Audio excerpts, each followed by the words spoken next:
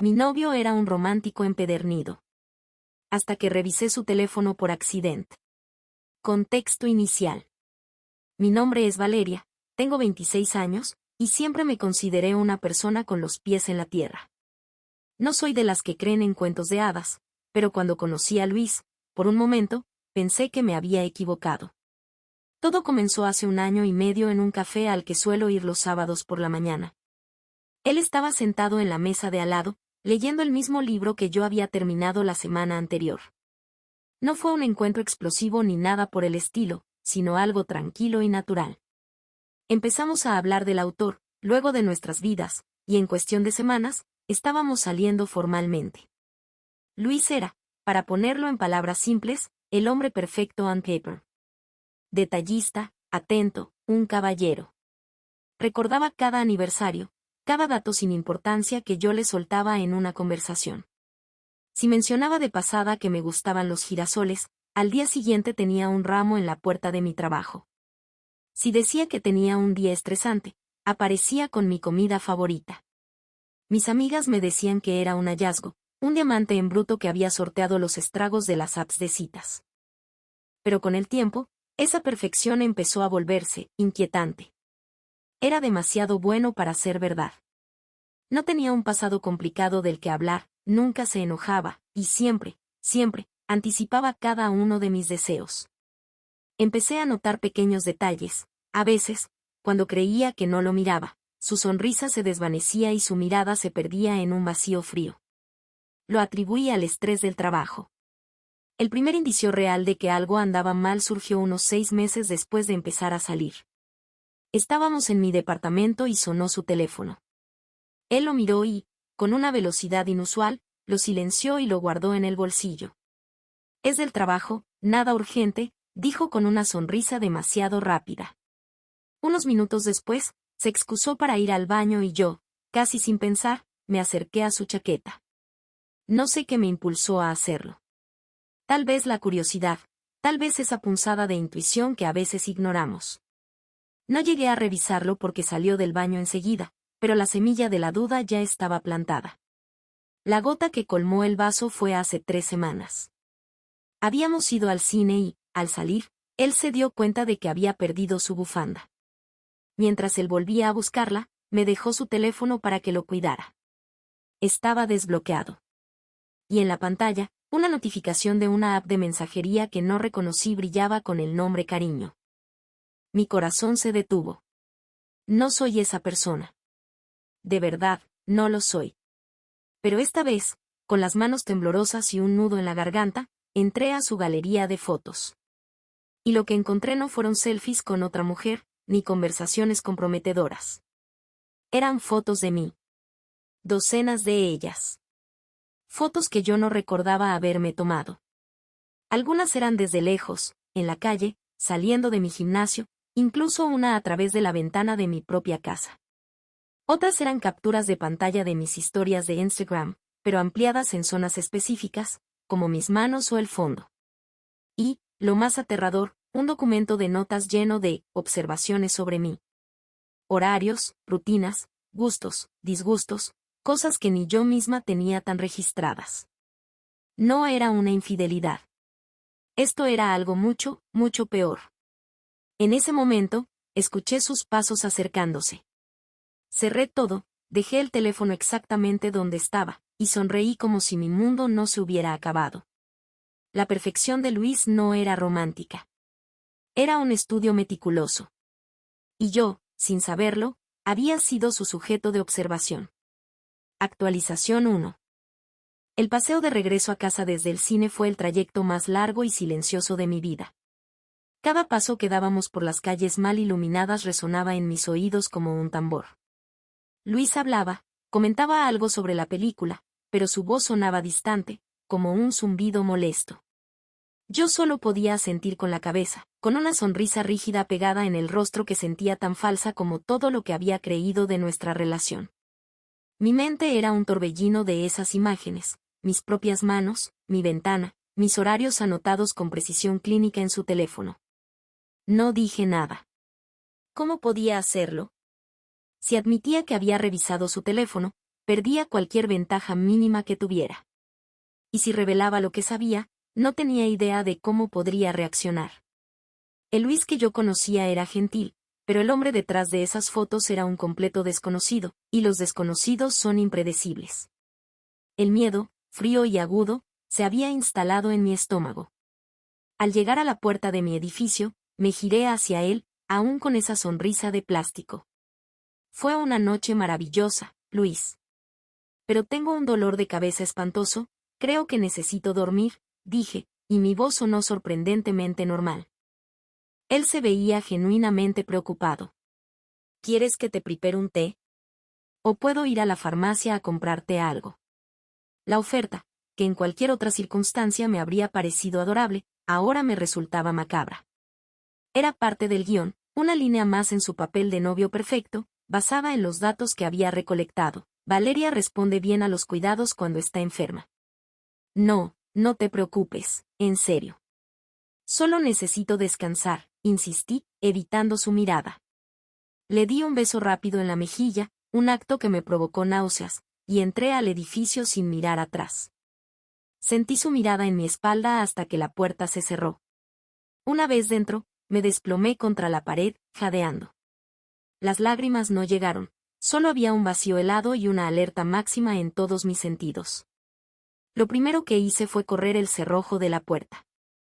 Luego, con manos temblorosas, revisé cada ventana de mi apartamento, asegurándome de que estuvieran bien cerradas. La foto de mí a través de mi propia ventana era la que más me aterraba. ¿Desde dónde la había tomado? ¿El edificio de enfrente? ¿La azotea? Pasé la noche en vela, con cada ruido normal del edificio haciéndome saltar. Mi teléfono era mi único consuelo y, a la vez, una posible amenaza. ¿Podría haber accedido a él en algún momento? Cambié todas mis contraseñas allí mismo, en la oscuridad de mi habitación. Los días siguientes se convirtieron en una pesadilla surrealista.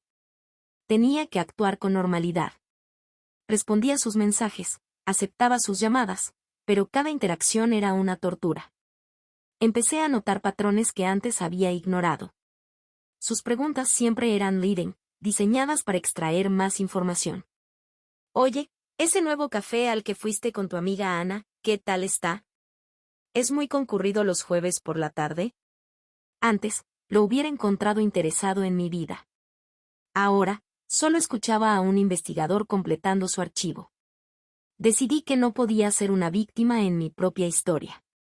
Empecé mi propia investigación, pero con mucho más cuidado. Comencé a alterar mis rutinas levemente. Tomaba una ruta diferente para ir al trabajo un día a la semana. Iba al gimnasio en horarios inusuales. Dejé de publicar mis rutinas en las redes sociales. Fingía planes que no tenía, mencionaba lugares falsos a los que iba a ir en conversaciones con él, para ver si luego surgía una foto de ese sitio inexistente. Fue agotador. Vivir con una máscara puesta las 24 horas del día es un desgaste mental brutal. Mis amigas notaron que estaba más delgada y distraída. Les dije que era estrés laboral. La primera prueba tangible de que mi paranoia estaba justificada llegó 2 semanas después. Había mencionado casualmente a Luis, en una llamada, que el sábado siguiente iría a una librería específica en una colonia que rara vez visito. Era una mentira. Ese sábado, le dije que me quedaba en casa descansando. En realidad, me fui a casa de Ana, mi mejor amiga, a quien finalmente le había contado todo, entre lágrimas y temblores incontrolables. Desde el departamento de Ana, que daba a la calle, vimos con unos prismáticos la entrada de la librería ficticia. Y allí, puntual como un reloj, apareció Luis. Estuvo parado frente al local durante casi media hora, mirando su teléfono de vez en cuando, esperando. No estaba enfadado por mi ausencia, solo era paciente. Metódico. Verlo allí, confirmando cada uno de mis peores temores, fue a la vez aterrador y empoderante. Ya no había duda. No era una coincidencia. No era mi imaginación. Ana me agarró del brazo, pálida. Dios mío, Valeria. Tienes que denunciarlo. Pero yo sabía que no era suficiente. Un hombre esperando en una calle no es un crimen. Necesitaba algo más contundente, algo que demostrara la obsesión y la invasión. Necesitaba pruebas de las fotos, de la vigilancia. Fue entonces cuando se me ocurrió una idea arriesgada, casi una locura. Si Luis quería datos, yo se los daría. Pero serían datos envenenados. Un señuelo. Planeé una trampa digital, un lugar y un momento tan específicos que, si aparecía una foto de ello, sería la prueba irrefutable de que me estaba siguiendo y documentando mi vida sin mi consentimiento. Y, con suerte, podría atraparlo infraganti. La ansiedad se mezclaba con una determinación feroz. Ya no solo quería salir de esto. Quería asegurarme de que no pudiera hacerle esto a nadie más. Estaba a punto de pasar de la presa al cazador, pero para ello, primero tenía que asegurarme de que mis propias espaldas estaban cubiertas. Había llegado el momento de contárselo a alguien más, alguien cuya autoridad no se pudiera cuestionar. Al día siguiente, marqué el número de un abogado especializado en acoso y delitos digitales. La partida, aunque yo no lo supiera entonces, estaba a punto de volverse mucho más peligrosa. Actualización 2. La consulta con el abogado, la doctora Elena Ríos, fue un baño de realidad fría y necesaria. Su oficina era minimalista, ordenada hasta el extremo, un contraste brutal con el caos que reinaba en mi cabeza. Le conté todo, desde la perfección inicial hasta las fotos en el teléfono, la escena de la librería, y mi plan para tenderle una trampa. Mantuve la voz lo más firme que pude, pero mis manos no dejaban de temblar sobre el regazo. La doctora Ríos me escuchó en silencio, tomando notas concisas en una libreta. Cuando terminé, dejó el bolígrafo sobre la mesa y me miró con una seriedad que helaba la sangre. Señorita Valeria, lo primero es su seguridad. Lo que describe es un patrón claro de acecho, stalking. Es más común de lo que cree y, legalmente, complejo de demostrar. Necesitamos evidencia sólida. Sus ojos, de un gris penetrante, se clavaron en los míos. Respecto a su idea de la trampa, es arriesgada. Si sale mal, podría alertarlo y hacer que destruya pruebas. O algo peor. Me estremecí. Algo peor. Un acosador cuya fantasía se ve interrumpida o desenmascarada puede volverse impredecible. La mayoría se retrae, pero algunos escalan la violencia. Apreté los brazos alrededor de mi cuerpo. Dicho esto, continuó, si se hace de manera controlada y como parte de una estrategia legal, puede ser la forma más rápida de obtener una orden de restricción. Pero no lo haga sola. Y bajo ninguna circunstancia se enfrente a él sin testigos o sin que la policía esté cerca, aunque sea de forma discreta. Fue entonces cuando supe que no podría hacerlo solo con Ana y sus prismáticos. Necesitaba un plan profesional. El plan que diseñamos fue meticuloso, casi una operación de espionaje. Yo sería el cebo, pero un cebo superprotegido. La doctora Ríos contactó a un investigador privado, un hombre tranquilo y de mirada alerta llamado Bruno, que sería mis ojos y oídos en la sombra. Su trabajo sería documentar todo, obtener las pruebas de video y audio que la ley necesitaba. La trampa se basó en una mentira elaborada. Le conté a Luis, con voz emocionada y falsa, que una tía lejana me había dejado una cabaña antigua en un pueblo a 2 horas de la ciudad. Le dije que estaba llena de muebles vintage y que quería pasar un sábado allí, completamente sola, para desconectar y evaluar qué hacer con la propiedad. Le mostré fotos genéricas de una cabaña que encontré en internet. Le di coordenadas exactas, un lugar real pero remoto, elegido específicamente porque era un callejón sin salida y con poca cobertura de teléfono. Necesito este fin de semana para mí, para pensar, le dije, bajando la mirada con una supuesta timidez. Pero te extrañaré. La reacción de Luis fue de una preocupación edulcorada. ¿Irás sola? ¿Estás segura? Es muy remoto. Podría acompañarte, solo para asegurarme de que estés bien. Mi corazón galopó.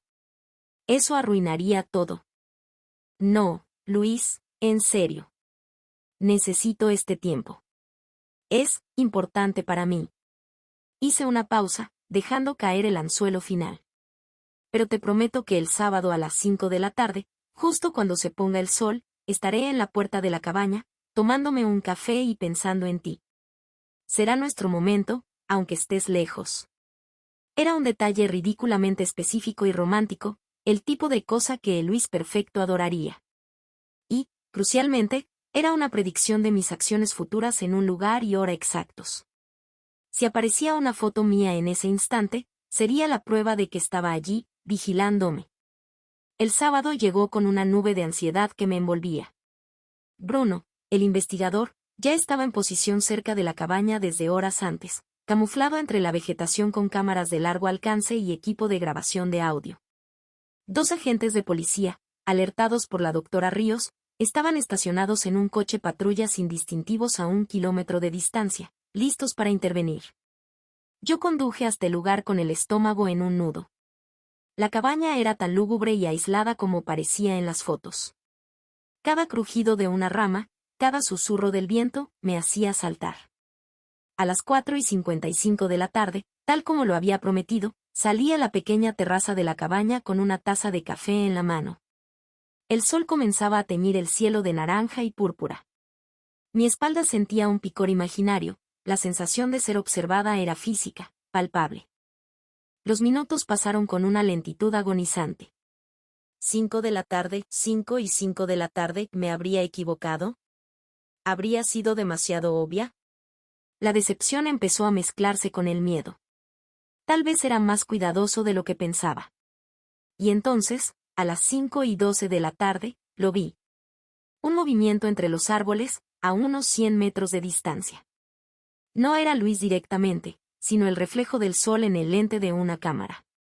Una cámara profesional con teleobjetivo.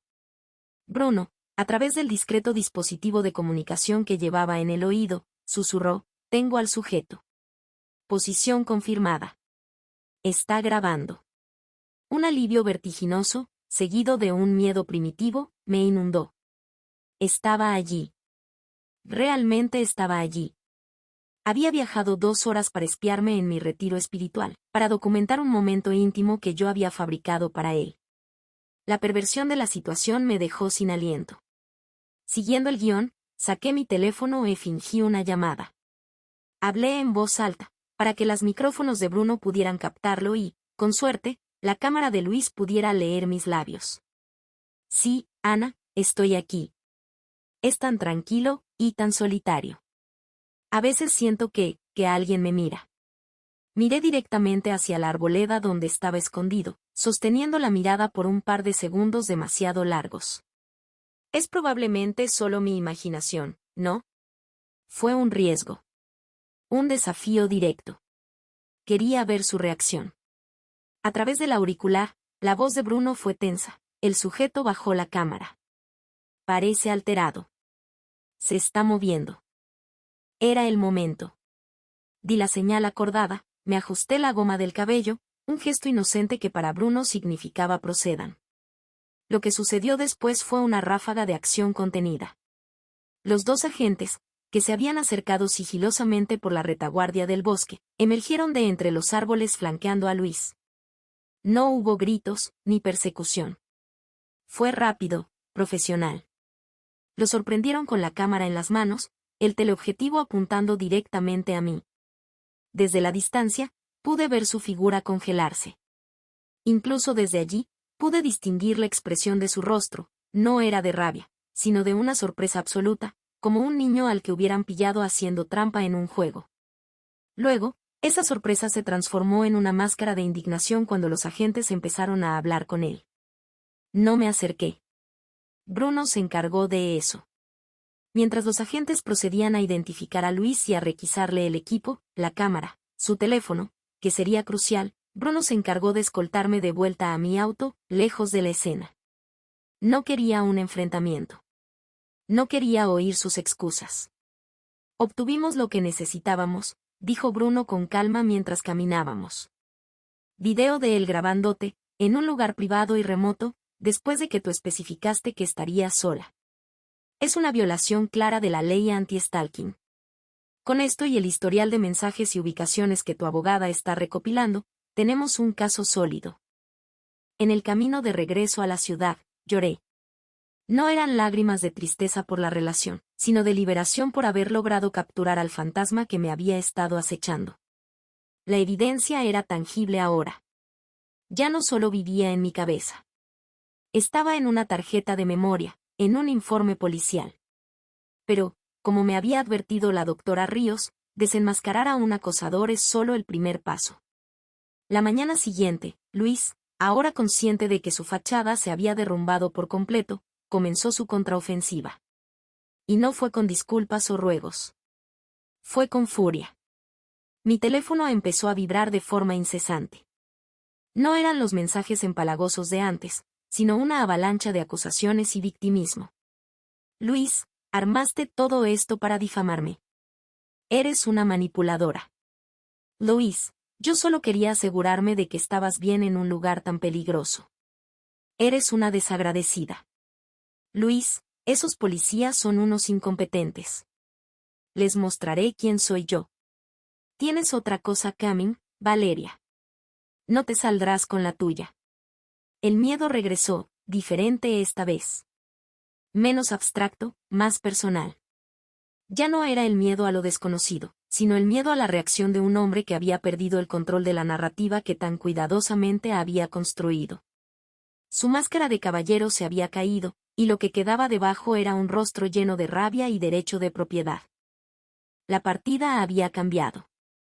Ya no se trataba de recolectar pruebas en secreto. Ahora se trataba de una batalla legal y personal abierta. Y su último mensaje, ¿tienes otra cosa coming?, sonaba menos a una amenaza vacía y más a una promesa siniestra. La tranquilidad que sentí tras la cabaña se evaporó. Sabía que esto estaba lejos de haber terminado. Actualización 3. La paz posterior a la cabaña duró menos de 48 horas. Los mensajes de Luis, cargados de esa rabia justiciera y victimista, eran constantes. Los bloqueaba, pero él utilizaba números nuevos, apps de mensajería efímeras. Era como intentar tapar una fuga con las manos, el agua siempre encontraba una nueva grieta por la que salir. La doctora Ríos me instó a no responder ni una sola vez. Cada mensaje es una prueba más para la orden de restringimiento, decía. Pero era agotador. Vivía con el teléfono en modo silencio, con el corazón encogiéndose cada vez que la pantalla se iluminaba. La primera escalada concreta llegó una mañana de martes. Estaba trabajando desde casa cuando el portero de mi edificio me llamó al interfono. Señorita Valeria, hay un par de señores aquí de asuntos familiares y psicológicos. Dicen que necesitan evaluar su estado mental por una denuncia que han interpuesto en su contra. Me quedé helada. ¿Una denuncia en mi contra? Bajé con recelo, con la doctora Ríos ya al teléfono en modo altavoz. Los dos hombres, vestidos con trajes baratos que intentaban parecer oficiales, me mostraron una carpeta con un logotipo genérico que decía Instituto de Bienestar Psicosocial. El documento alegaba que un ciudadano preocupado, no lo nombraban, pero no hacía falta, había reportado que yo sufría de episodios paranoicos y tendencias manipuladoras, lo que supuestamente representaba un riesgo para mí y para mi entorno. Exigían, por mi propio bien, que me sometiera a una evaluación voluntaria o se verían obligados a emitir un informe a las autoridades sanitarias. Era una farsa. Una farsa ridícula y mal actuada, pero diseñada para intimidar y sembrar dudas. La doctora Ríos, a través del teléfono, tomó el control con una voz que podría helar el sol. Señores, identifíquense con nombre, apellido y número de placa o identificación profesional. De lo contrario, llamaré a la Policía Real por suplantación de autoridad y acoso. La seguridad de los dos hombres se desinfló al instante. Balbucearon, dieron marcha atrás diciendo que era solo una citación amistosa y se retiraron con la cola entre las piernas. Colgué y me apoyé contra la pared, temblando. Luis no solo estaba enfadado, estaba utilizando tácticas retorcidas para desacreditarme, para pintarme como la loca, la inestable. Era una jugada inteligente y despreciable. Es una estrategia clásica, me explicó la doctora Ríos más tarde. El acosador, al sentirse acorralado, intenta invertir los papeles. Él se convierte en la víctima, preocupada, y tú en la perpetradora desquiciada. No caerá en un tribunal, pero puede crearle dudas a tu entorno y, sobre todo, desgastarte emocionalmente. Y funcionó. Empecé a dudar de mí misma. ¿Estaba exagerando? ¿Había malinterpretado su afecto como algo siniestro? Pero luego recordaba la cámara de teleobjetivo apuntándome en el bosque, y la certeza volvía, fría y clara. La batalla legal formal comenzó la semana siguiente. Presentamos la denuncia por stalking, apoyada en el informe de Bruno, con el video de la cabaña como pieza central, las capturas de pantalla de todos los mensajes, los antiguos perfectos y los nuevos acusadores, y el incidente con los falsos trabajadores sociales. Solicitamos una orden de restricción inmediata. La audiencia fue breve y tensa. Luis asistió con un abogado. Él mismo parecía diferente, había perdido ese aura de calma. Estaba pálido, con ojeras, y me lanzaba miradas que intentaban ser de dolor, pero en las que solo podía ver puro resentimiento. Su defensa fue tan predecible como patética. Su abogado argumentó que todo era un malentendido monumental. Que Luis era un hombre demasiado cariñoso y dedicado, que su único error había sido amar demasiado. Las fotos, según él, eran recuerdos de una relación feliz. El viaje a la cabaña fue, supuestamente, porque estaba genuinamente preocupado por su seguridad en un lugar tan aislado. Presentaron como prueba mis propios mensajes cariñosos de los primeros meses. Era un circo. Pero cuando el juez, una mujer de mediana edad con una mirada impasible, vio el video de Bruno, todo cambió. Ver a Luis, agazapado entre los árboles, con una cámara profesional grabando a una mujer que creía estar sola en un lugar remoto, era indefendible. No había amor ni preocupación que justificara esa imagen. Era la imagen pura de la invasión. El juez concedió la orden de restricción. Luis tenía que mantenerse a una distancia mínima de 500 metros de mí, de mi casa y de mi trabajo. Se le prohibió cualquier forma de contacto, directo o indirecto. Fue una victoria. Una victoria enorme. Al salir de la sala, Luis se acercó a mí, desafiando la orden incluso antes de que la tinta se secara. Su abogado intentó detenerlo, pero él lo apartó. Su respiración era agitada, y su voz, un susurro cargado de venio. Contenta, escupió. ¿Contenta de haber destruido lo que teníamos? Creíste que podrías jugar conmigo y salirte con la tuya. Pero esto no se acaba aquí, Valeria. Tú me perteneces. Yo te estudié. Te conozco mejor que tú misma. Y sé exactamente cómo hacerte daño. Sus palabras no eran el discurso de un hombre herido. Eran la declaración de un posesivo, de alguien que veía mi autonomía como un insulto personal. El te estudié resonó en mi alma. Era la confirmación de todo. No era amor, era una obsesión de coleccionista. No dije nada. Solo lo miré, con toda la frialdad que pude reunir, y me di la vuelta. Pero su amenaza se había clavado en mí como un cuchillo. La orden de restringimiento era un papel. Un papel importante, sí, pero solo eso. No era un escudo mágico. No podía detener la determinación enfermiza de alguien que creía que me poseía. La sensación de victoria duró poco. Fue reemplazada por una vigilancia constante. Cada rostro en la multitud era potencialmente él. Cada coche que circulaba lentamente cerca de mi casa era una amenaza. Empecé a tomar rutas diferentes cada día, a variar los horarios en los que salía a comprar. Me costaba concentrarme en el trabajo.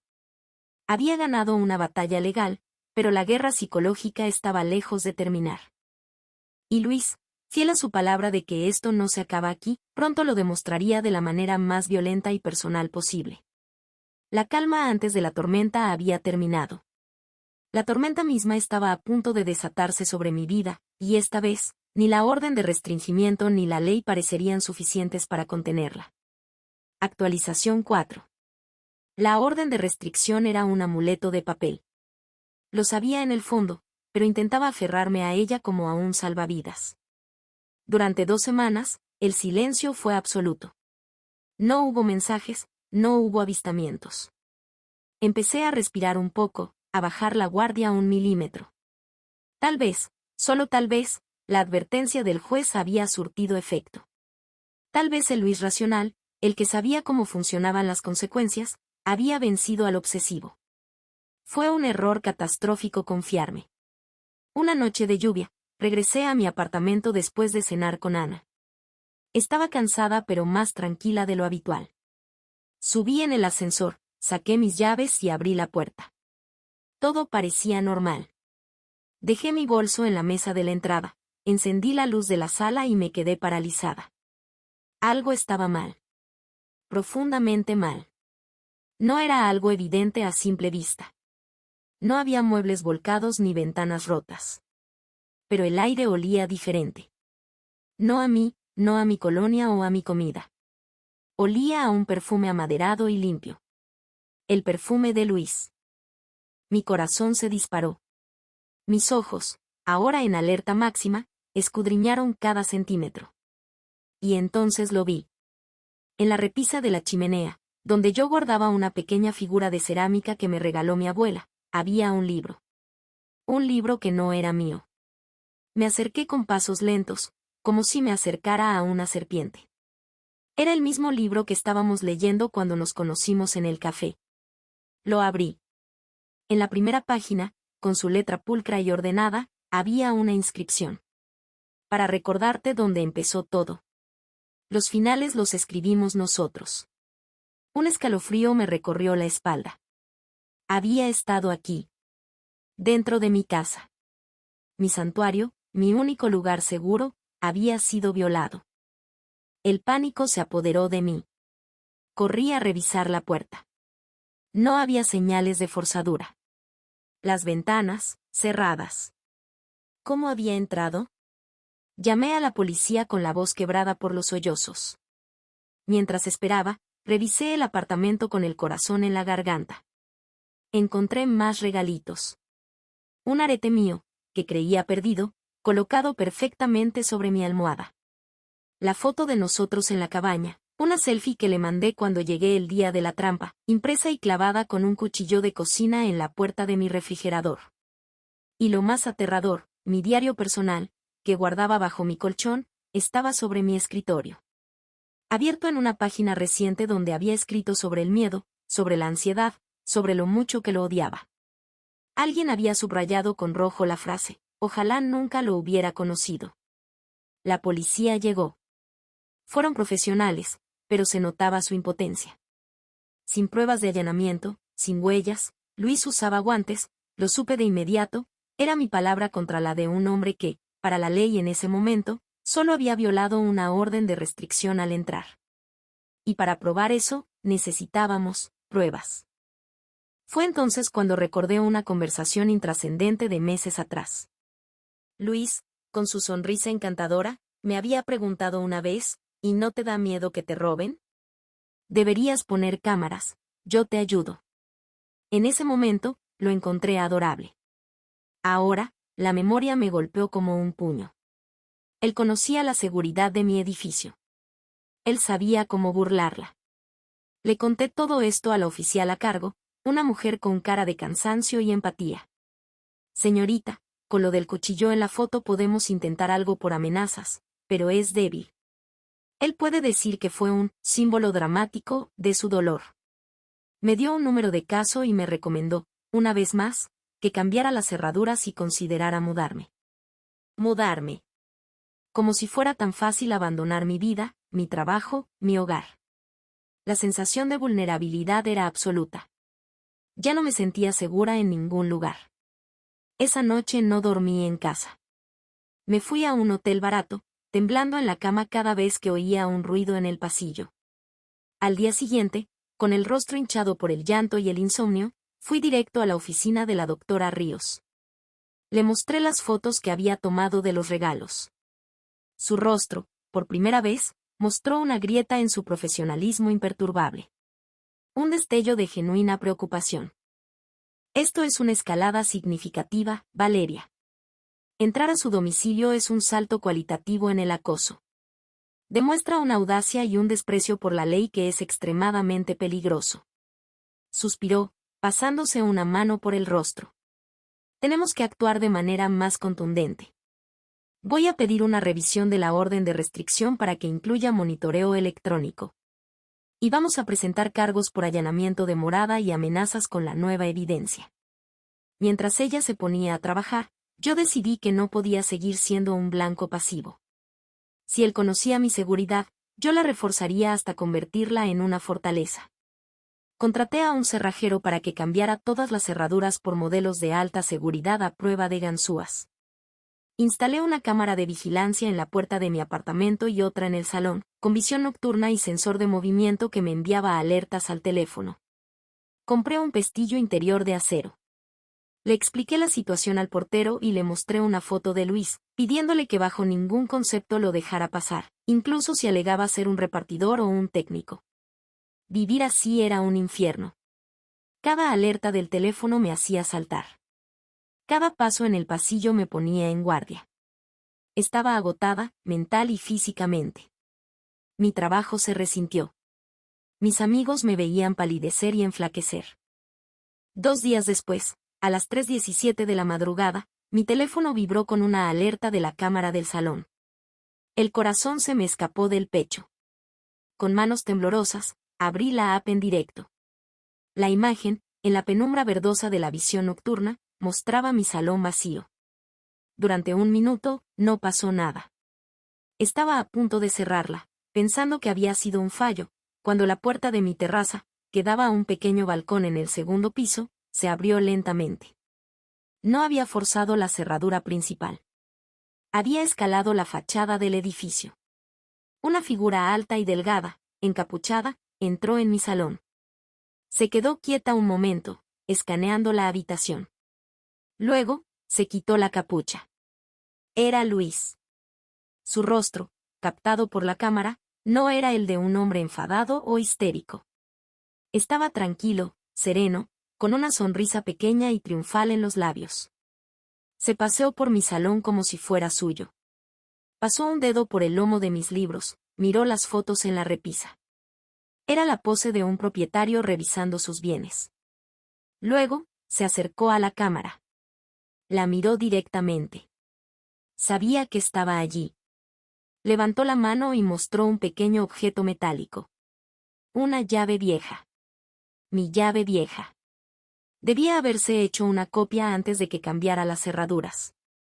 La dejó caer deliberadamente al suelo, justo debajo del objetivo de la cámara. Un mensaje claro: tus medidas no me detienen. Después, se dirigió a mi dormitorio.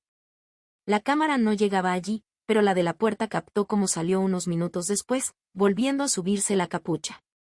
Antes de irse, se volvió una última vez hacia la cámara del salón y, con esa sonrisa desquiciada, se llevó un dedo a los labios en un gesto de silencio. Grabé todo. Tenía su rostro, sus acciones, su violación flagrante. Era la prueba irrefutable que necesitábamos. Llamé a la policía con el video ya descargado en mi teléfono. Esta vez, su reacción fue diferente. Ver la invasión en tiempo real, la audacia del intruso, cambiaba todo. Emitieron una orden de búsqueda y captura inmediata por allanamiento de morada, violación de orden de restricción y acecho. Mientras la policía iniciaba la cacería, yo, desde la seguridad de casa de Ana, miraba el video una y otra vez. No sentía miedo ahora. Sentía una rabia fría y nítida. Esa sonrisa, esa tranquilidad, esa sensación de derecho sobre mi espacio y mi vida, había roto algo dentro de mí. Ya no quería solo una orden de restricción. Ya no quería solo que se alejara. Quería que pagara. Quería que la ley lo encerrara y le arrebatara la libertad con la misma violencia con la que él me había arrebatado mi paz. La partida había terminado. Ahora era una cacería. Y por primera vez, yo no era la presa. Era la que sostenía la evidencia que lo llevaría directo a una celda. Actualización 5. La evidencia del video fue incontestable. Ver a Luis, con esa calma aterradora, violando mi espacio, su rostro perfectamente claro frente a la cámara, eliminó cualquier posible defensa. La orden de búsqueda y captura se ejecutó en menos de 24 horas. Lo encontraron en su apartamento, un lugar que, según me enteré después, estaba lleno de fotos de mí impresas y pegadas en las paredes, mapas con mis rutas marcadas y notas meticulosas sobre mis hábitos. Era el santuario de su obsesión, el cuartel general desde donde había orquestado su campaña de control y terror. Su arresto no fue dramático. No hubo persecución ni forcejeo. Se entregó con una resignación fría, como si supiera que su juego había llegado a su fin. Quizás, para él, el simple hecho de haber logrado entrar en mi casa, de haber demostrado que podía traspasar todas mis barreras, ya era una victoria suficiente. El proceso legal que siguió fue agotador pero rápido, gracias a la montaña de pruebas que teníamos. Mi abogada, la doctora Ríos, fue una pitbull. No dejó resquicio. Presentó el video de la cabaña, los mensajes, el informe de los falsos trabajadores sociales, las fotos de los regalos que dejó en mi casa y, por supuesto, la filmación de su allanamiento. Frente a esto, su defensa se desmoronó. Su abogado intentó una última jugada, alegando un trastorno obsesivo amoroso y pidiendo clemencia por su estado mental vulnerable. El juez, el mismo que había emitido la orden de restricción, no se lo tragó. En su sentencia, fue claro y contundente: no se trata de amor, se trata de poder y control. El acoso persistente, la manipulación psicológica y la violación del domicilio de la víctima demuestran una peligrosidad y un desprecio por la ley y los derechos de la señorita Valeria que no pueden ser tolerados. Luis fue condenado por múltiples cargos: stalking, allanamiento de morada, violación de orden de restricción y falsificación de documentos, por el tema de los falsos trabajadores sociales. Recibió una sentencia de 3 años de prisión. No era una eternidad, pero era un tiempo significativo. Tiempo durante el cual yo podría reconstruir mi vida sin su sombra acechándome. Además, la orden de restricción se hizo permanente y, al salir de prisión, quedaría bajo libertad condicional con la prohibición expresa de acercarse a mí o intentar contactarme de por vida. El día de la sentencia, lo vi por última vez. De espaldas, siendo escoltado fuera de la sala. No sentí alegría, ni siquiera alivio inmediato. Solo una fatiga profunda, como si hubiera cargado un peso enorme durante kilómetros y finalmente pudiera soltarlo. Mi cuerpo y mi mente, acostumbrados a un estado constante de alerta, tardaron en entender que la amenaza había sido neutralizada. Las secuelas, sin embargo, no desaparecieron con la sentencia. La paranoia se había instalado en mi sistema operativo. Durante meses, cada timbre me hacía saltar. Revisaba las cerraduras de mi puerta 3 y 4 veces antes de dormir. Si veía a un hombre solo en un café que me miraba un poco fijo, mi pulso se aceleraba. La terapia se volvió no una opción, sino una necesidad. Aprendí que el trauma del acoso no es solo el miedo al daño físico, sino la destrucción de tu sensación de seguridad en el mundo, la violación de tu privacidad más básica. También cambié de apartamento. No pude seguir viviendo entre esas paredes que él había profanado. Encontrar un nuevo lugar, en un edificio con una seguridad excelente y donde nadie supiera mi historia, fue un paso crucial para mi recuperación. Fue como mudarme a un capítulo nuevo, dejando el anterior, manchado y aterrador, atrás. Aprendí lecciones duras sobre la naturaleza humana. Que la maldad no siempre tiene el rostro de un monstruo, a veces tiene la sonrisa de un hombre encantador que te trae girasoles. Aprendí a valorar las señales que, en su momento, ignoré o justifiqué en nombre del amor o la atención. Esa sensación de incomodidad, esa punzada de intuición que te dice que algo no está bien, hay que escucharla. Siempre. También reorganicé mi círculo social. Algunos amigos mutuos, que solo conocían la fachada perfecta de Luis, me preguntaron, con dudas en la voz, si no había sido un poco dura con él. Esas personas fueron eliminadas de mi vida sin remordimientos. Por el contrario, Ana y un pequeño grupo de leales se convirtieron en mi red de seguridad. Aprendí a pedir ayuda, a no cargar con todo en silencio. Hoy, más de un año después, puedo decir que estoy bien. No soy la misma persona que era antes de Luis. Esa Valeria ingenua y confiada murió un poco. En su lugar hay una mujer más fuerte, más consciente, más protectora de su espacio y su paz mental. La ansiedad aún aparece, como un eco lejano, en días especialmente estresantes, pero ya no controla mi vida. Hace unas semanas, por curiosidad y con el corazón latiendo con fuerza, revisé las redes sociales de Luis, desde una cuenta anónima, por supuesto. Su perfil estaba inactivo. Como si se hubiera esfumado. Supongo que la cárcel o la vergüenza lo mantenían fuera de línea. Por un momento, sentí un escalofrío, un fantasma del miedo pasado. Pero luego respiré hondo y lo cerré. Él ya no era mi problema. Su obsesión era su prisión, incluso detrás de los barrotes. Mi historia con Luis, el romántico empedernido que resultó ser mi acosador, terminó. No con un susurro, sino con el portazo de una celda. Fue la lección más aterradora y valiosa de mi vida. Ahora sigo adelante, más cautelosa, pero infinitamente más libre. Y le doy las gracias a esa Valeria del pasado que, a pesar del miedo, tuvo el valor de revisar un teléfono y, sobre todo, de enfrentar la verdad para salvar su propio futuro. El chisme, al final, no era sobre una relación tóxica. Era sobre cómo una mujer recuperó su vida de las garras de una obsesión disfrazada de amor. Y eso, créanme, es el mejor final posible.